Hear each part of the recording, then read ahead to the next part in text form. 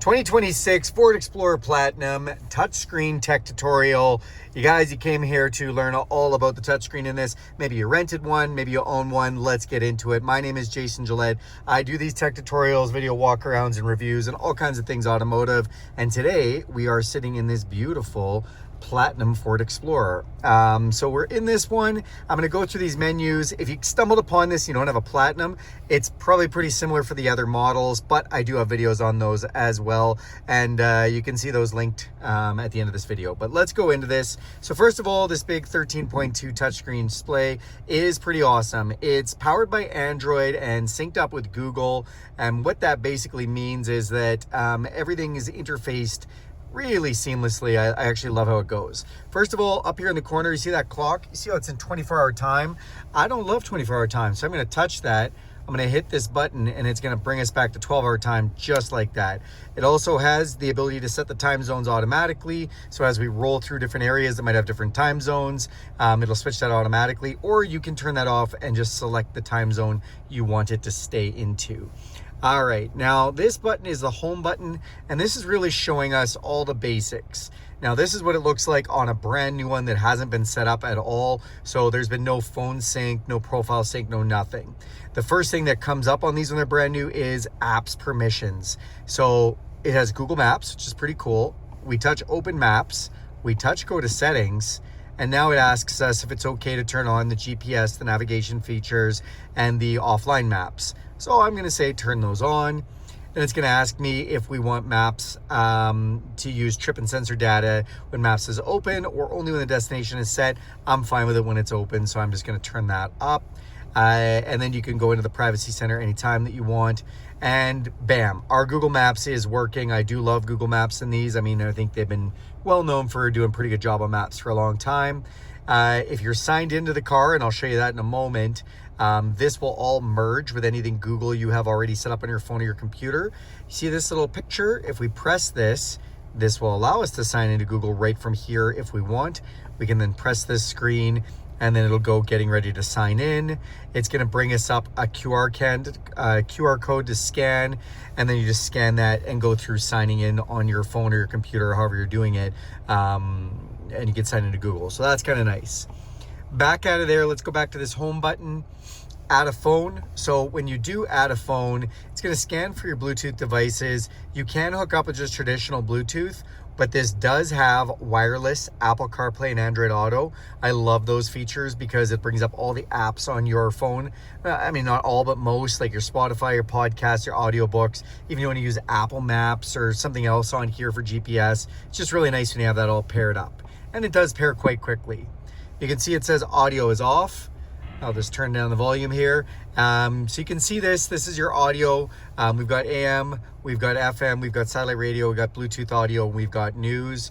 I will do a whole nother video on just the radio settings in here because that kind of deserves its own video. And I will link that down in the description below. But it's nice that it does connect to all those different audio sources, including Apple CarPlay or Android Auto. Then you do have P1. So what's P1?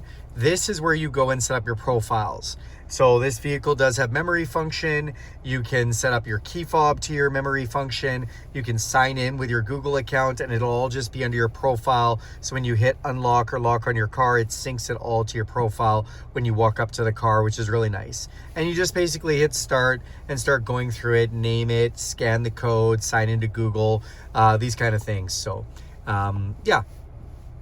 That is your profile. Oh, it's giving me warnings.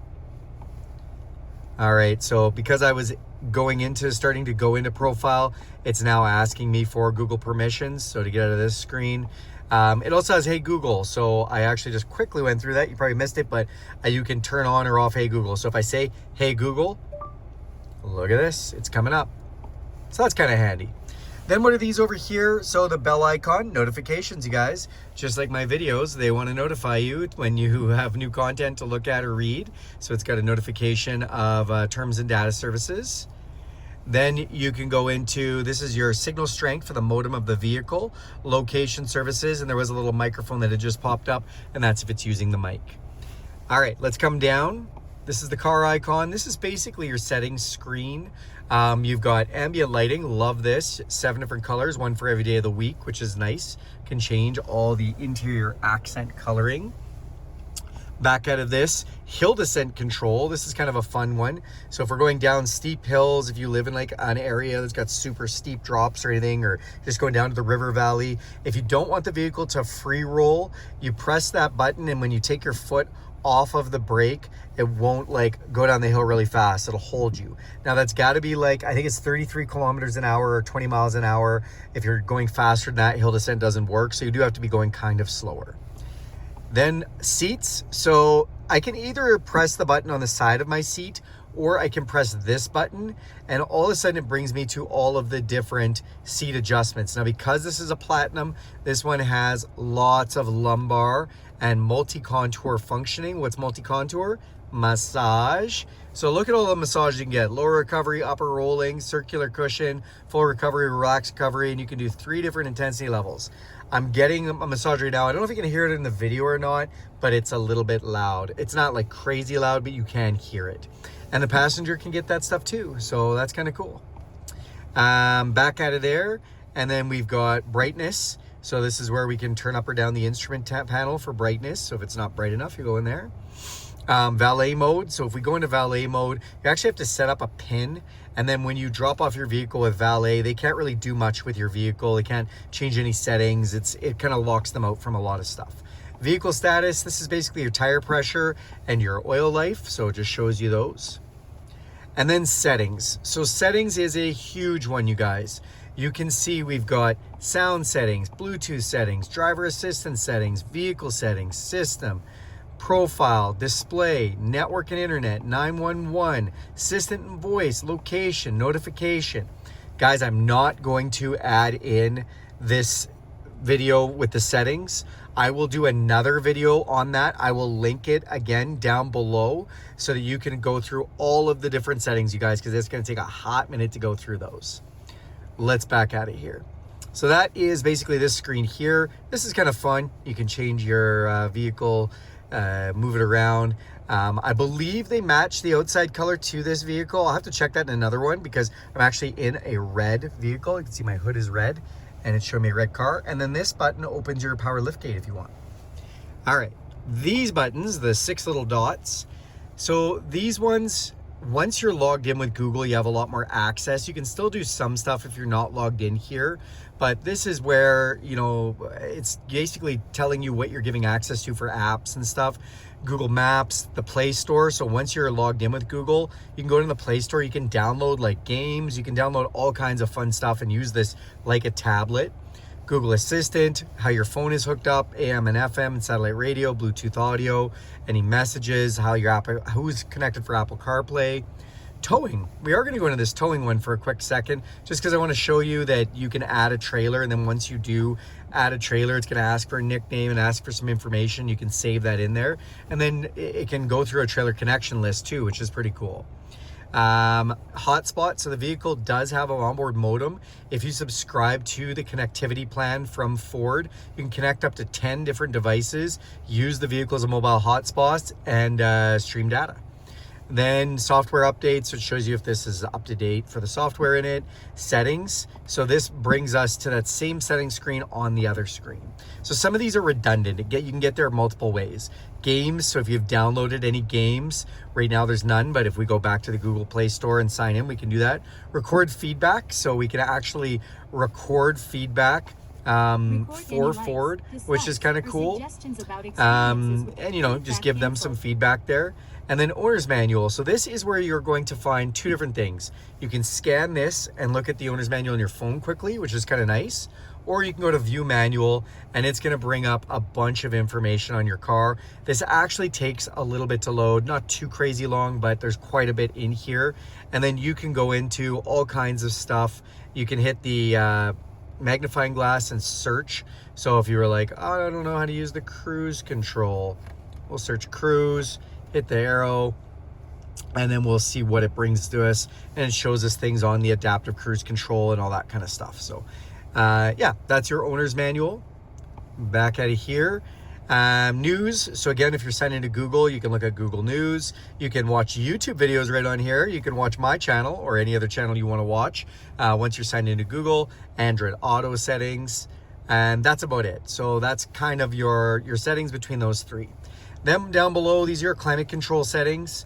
So you can see I can move these from side to side. You can also drag your finger up, and this is handy because if you don't feel like hitting that button side to side, it's nice to be able to just do that and, you know, go from really hot to really cold or whatever. The other nice thing is you can see it's on high on that side now, and I just put it on low. If we hit this button right here, when we drag our finger up, that's gonna sync those two. So that's how we sync those. That's nice. Then this is for your seats and your steering wheel. So we have 3 different levels of fan for our ventilated seats, 3 different levels of heat for our heated seats, or I like this setting, auto setting, and it's going to use the thermostat to make the seat hot or cold as it needs to based on the ambient temperature. Then we have the heated steering wheel there as well. So yeah, kind of nice for that. Fan, again, we can go up or down with our fan by pressing these buttons, or put our finger up there and we can go up and down like that. So that's nice and easy. Auto, if you've never had auto climate control, when you press auto, it's gonna make it as hot or as cold as it needs to get to the temperature that you've set. So you can see I just had it on low, so it was blowing like crazy. Put it up a little bit, took the fan off a little bit because it doesn't need to be that crazy. Now with auto, there's 3 different settings. So they're fan speed, low auto setting, medium auto setting, and high auto setting. I actually really love this because sometimes I don't want the fan to go crazy, so I leave it on the low setting, and then it can get hot or cold as it needs to. Then you have ventilation settings. So when we press this, we have front and rear ventilation. So the front, first of all, I can turn it on or off.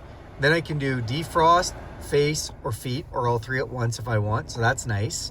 We can do recirculate the air. We can sync the temperatures, or we can go to max AC.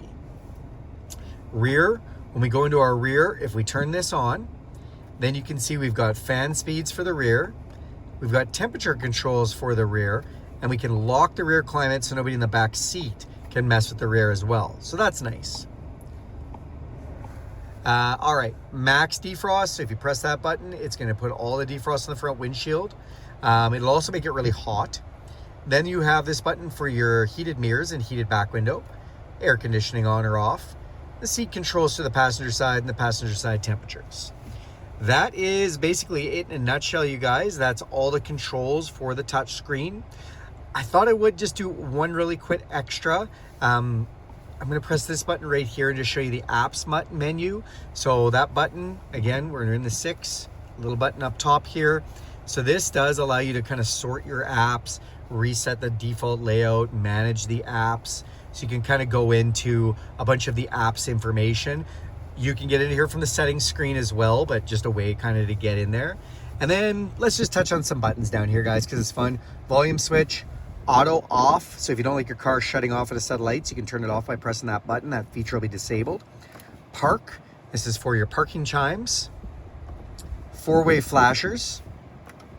Video camera, because this has all around cameras, so we can see all around it. Fun with the camera system. If we press this, we can actually zoom into little corners of the camera or look up front if we want and see which ways our wheels are pointed. So that's kind of fun. You can also turn off our parking chimes from here.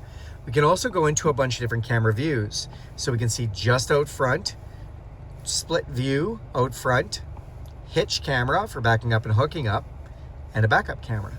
So it's nice that you can kind of customize all that stuff. Then traction control, then auto hold. If you've never had auto hold before, if you turn this on, basically every time you come to a stop, it will hold the vehicle so you can take your foot off of the brake pedal and it won't go anywhere until you touch the gas. So now you know. All right, guys, thanks a lot for watching this video. Do me a huge favor, subscribe to this channel. If you like this video, give it a big thumbs up. If you want to see more content like this, hit that bell icon and you'll be notified every time I make a video. Also, if you have any questions for this video, throw that in the comment section. And I'm going to link at the end of this video a playlist to more Ford Explorer things that you might like. And again, I mentioned down in the description below, I'll put some links to the settings video and some other stuff that you might like down there too. So thanks and have a great day.